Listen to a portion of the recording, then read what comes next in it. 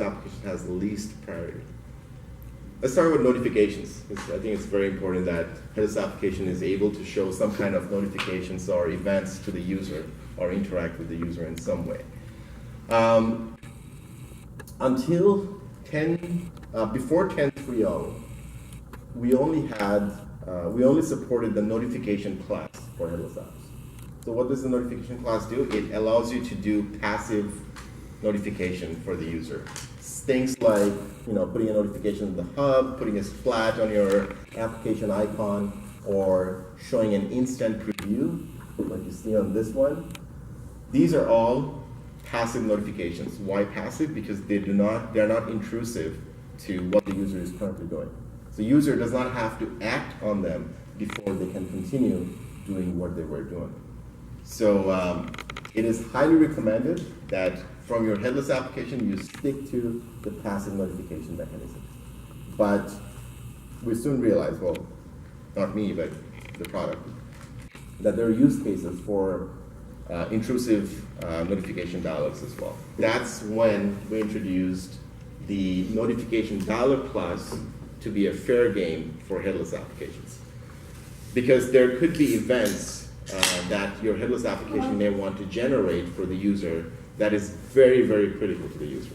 Things like calendar reminder, what you're seeing on the screen. The calendar app, 15 minutes to the event, it actually pops up a notification dialog to...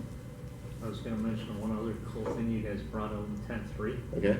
Is the ability, kind of it comes up like that, the ability to automatically go into silent mode for a meeting that was triggered by your calendar. Is that part of the calendar app, or? I think it's part, well, it says on your calendar that was a meeting, and because it's a meeting. Oh, okay, the meeting mode. Yeah. You're talking about the meeting mode. That meeting mode is awesome. Yeah. But that if you have Facebook, it's not awesome anymore. Because if you have Facebook, it's not awesome anymore. What do you mean? Because if there is a birthday on that day, it's going to be an all-day event, and your device will be silent for the whole day. Really? Yeah. How is that a meeting? Huh? The Facebook has a calendar account in the calendar. So you'll have an all-day meeting if there is if that is a birthday of someone. Really? Yeah. That's Watch out. All right. So how do you undo that? Yeah, I report. I think who found it? Manny found it. So you just undo that by deleting Facebook. Yeah. Yeah, you have to actually remove the integration. You can turn off adding events to your calendar for the Facebook app, but then it cancels all Facebook events. So, so that's notification dialog. Intrusive, very critical notifications to the user. Your headless application is free to use these dialog. And the better part of using a notification dialog is once you show the notification dialog, each of these buttons on the dialog can actually invoke a UI application. So remember when I said headless application cannot invoke UI application? You can through a notification dialog, but the user has to choose to invoke the UI application in this case. So you cannot just pop a UI application on the user's face. Good. So let's talk about headless and UI communication.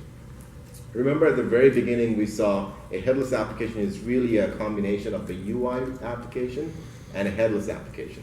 So there are many cases, all headless app does this, where you want to communicate or have the UI and headless application communicate with each other. For example, the UI is mostly used for settings of the whole application, right? User changes some settings, but you want your headless applications to pick those settings up, right? So the UI needs to have a way to communicate that to the headless application so that it can sync its settings. To do that, there are several ways. You can use local sockets, fully supported. It just becomes a TCP socket. You open it make the headless a server. Whenever the UI launches, it can connect to the server as a client socket, and then you're free to transfer any command or any arbitrary data you want. The most popular one, I don't know, you guys can tell me better, is shared files or queue settings, where you basically save your settings into a file on the file system, then have the headless application listen to that file for changes. So whenever that file changes, headless application picks it up, like refreshes its own settings from the file. I think for the settings use case specifically, this is probably the most popular because there is some overhead in managing sockets. You know, there are edge cases when socket gets broken, gets disconnected, then you have to write reconnect code, handle exceptions. Does this mean that the headless and UI applications share the same sandbox? Yes. Okay. Yeah. They are both in the same sandbox. So you have the same file system access basically.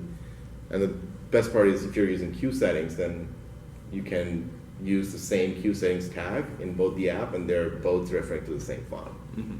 You just have to make sure, I think it's file system journal listener or something like that, that you need to use to listen for file changes. File system watcher. Yeah, file system watcher, right. Journal was probably BB7. Yeah. Yeah.